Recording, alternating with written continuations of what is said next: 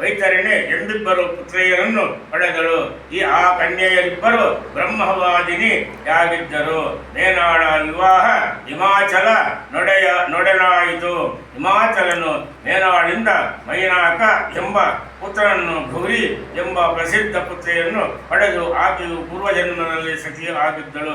ಏ ಶಿವ, ಅನಂತರ ಬ್ರಹ್ಮನು ತನಗೆ ಸಮಾನವಾದ ಗುಣಯುಕ್ತ ಸ್ವಯಂಭುವ ಮನುವಿಗೆ ಜನ್ಮ ಕೊಟ್ಟು ಆತನನ್ನು ಪ್ರಜಾಪಾಲನೆಯ ಕಾರ್ಯದಲ್ಲಿ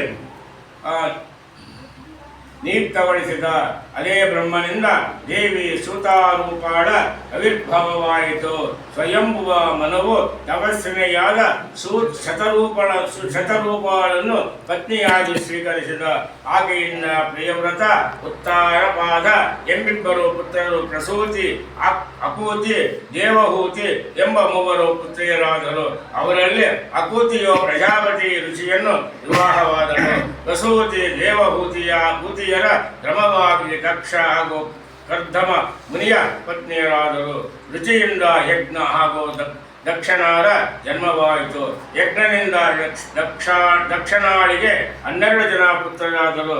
ಅವರು ಮಹಾಬಲಿಷ್ಠ, ಯಾಮ ಎಂಬ ಹೆಸರಿನಿಂದ ಪ್ರಸಿದ್ಧರಾದರು. ದಕ್ಷ ಪ್ರಜಾಪತಿಯು ಪ್ರಸೂತಿಯಿಂದ 24 ಶ್ರೇಷ್ಠ ಪುತ್ರಿಯರನ್ನು ಪಡೆದು ಆ ಕನ್ಯೆಯರಲ್ಲಿ ಶ್ರದ್ಧಾ, ಲಕ್ಷ್ಮಿ, ಧೃತಿ, ಸೃಷ್ಟಿ, ಪುಷ್ಟಿ, ಮೇಧ, ಕ್ರಿಯ, ಬುದ್ಧಿ, ಲಜ್ಜ, ಒಪ್ಪು, ಶಾಂತಿ, ಬುದ್ಧಿ ಹಾಗೂ ಕೀರ್ತಿ ಎಂಬ 16 ಜನ ಕನ್ಯೆಯರನ್ನು ದಕ್ಷಿಣಾಳ ಪುತ್ರ ಧರ್ಮನು ಪತ್ನಿಯರನ್ನಾಗಿ ಸ್ವೀಕರಿಸಿದ.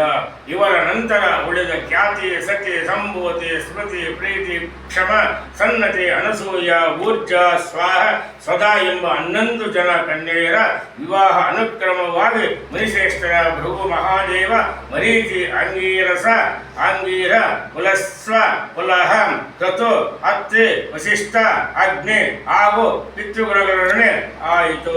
ಶ್ರದ್ಧೆಯೋ, ಕಾಮ, ಲಕ್ಷ್ಮಿಯೋ, ದರ್ಪ, ಧೃತಿಯೋ, ನಿಯಮ, ಸೃಷ್ಟಿಯೋ, ಸಂತೋಷ, ಪುಷ್ಟಿಯೋ, ಲೋಭವನ್ನು ಉತ್ಪನ್ನ ಮಾಡಿದರು.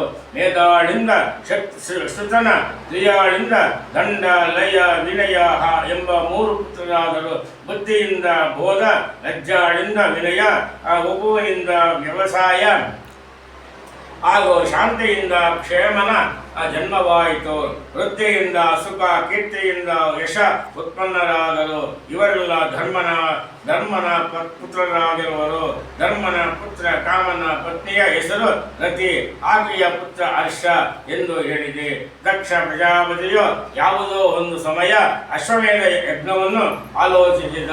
ಆ ಯಜ್ಞದಲ್ಲಿ ರುದ್ರ ಸತಿಯರ ಹೊರತಾಗಿ ಆಮಂತ್ರಿತ ದಕ್ಷನ ಎಲ್ಲ ಅಳಿಯಂದರು ತಮ್ಮ ಪತ್ನಿಯರೊಡನೆ ಉಪಸ್ಥಿತರಿದ್ದರು.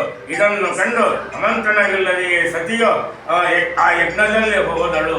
ಆದರೆ ಅಲ್ಲಿ ತನ್ನ ತಂದೆಯ ದಕ್ಷನಿಂದಾದ ತಿರಸ್ಕಾರವನ್ನು ಸಹಿಸದೆ ಆಕೆಯು ಅಲ್ಲಿಯೇ ತನ್ನ ಪ್ರಾಣವನ್ನು ತ್ಯಜಿಸಿದಳು. ಅದೇ ಸತಿಯು ಪುನಃ ಹಿಮಾಲಯದಿಂದ ಮೇನಾಡಲ್ಲಿ ಜನ್ಮ ತಳೆದು ಗೌರಿ ಎಂಬ ಹೆಸರಿನಿಂದ ಪ್ರಸಿದ್ಧಳಾಗಿ ಶಂಭುವಿನ ಪತ್ನಿಯಾದಳು.